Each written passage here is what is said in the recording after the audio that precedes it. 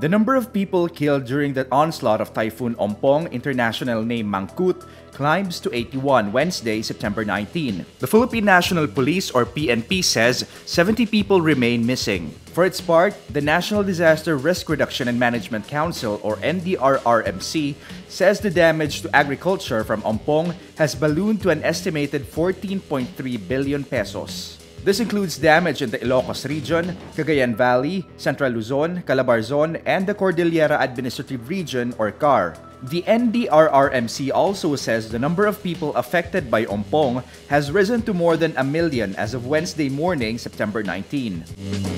President Rodrigo Duterte slams former Commission on Audit or COA Commissioner HEIDI Mendoza for defending the agency against his threat to push its auditor in Ilocos Norte down the stairs. Duterte says Mendoza cannot lecture him. Hindi niya ako malecturean niya because I was ahead of her by a mile dyan sa understanding the nitty-gritties. After working many years as auditor, Mendoza served as COA Commissioner from 2011 to 2015. She was picked by then United Nations Secretary-General Ban Ki-moon to be Undersecretary-General of the UN Office of International Oversight Services. Duterte says he was not criticizing COA, but only defending those low-ranking government officials who face cases because their superiors violated COA circulars. Budget Secretary Benjamin Diokno says it is highly unlikely for the Philippine peso to sink further to 58 pesos against the United States dollar. Diokno says the forecast of London-based research firm Capital Economics is totally unfounded. Downplaying the forecast, he says it could only happen if, for example, tourism arrival figures sink due to fatal viral diseases. Capital Economics says it expects the Philippine peso to further weaken due to a wider trade deficit, aggravated by the government's centerpiece infrastructure program Build, Build, Build. A trade deficit occurs when a country's imports exceed exports. A wider trade gap puts pressure on a currency and weakens it. Inflation hit 6.4% in August, the highest in 9 years.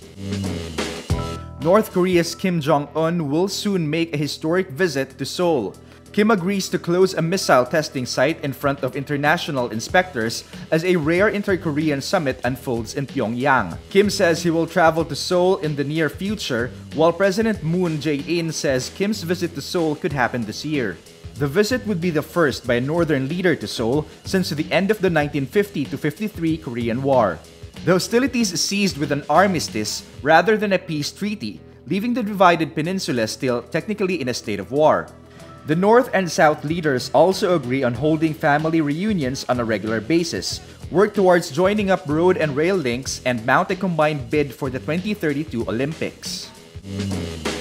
Sesame Street show producer Sesame Workshop denies Bert and Ernie's relationship was anything more than platonic. The creator denies the pair are together or have a sexual orientation. Bert and Ernie are best friends. They were created to teach preschoolers that people can be good friends with those who are very different from themselves. They remain puppets and do not have a sexual orientation. But longtime writer from the children's show confirms they are in fact a loving couple. Mark Stoltzman, who was a staff writer between 1981 and 1990, says he based the pair's dynamic on his own long-term same-sex relationship.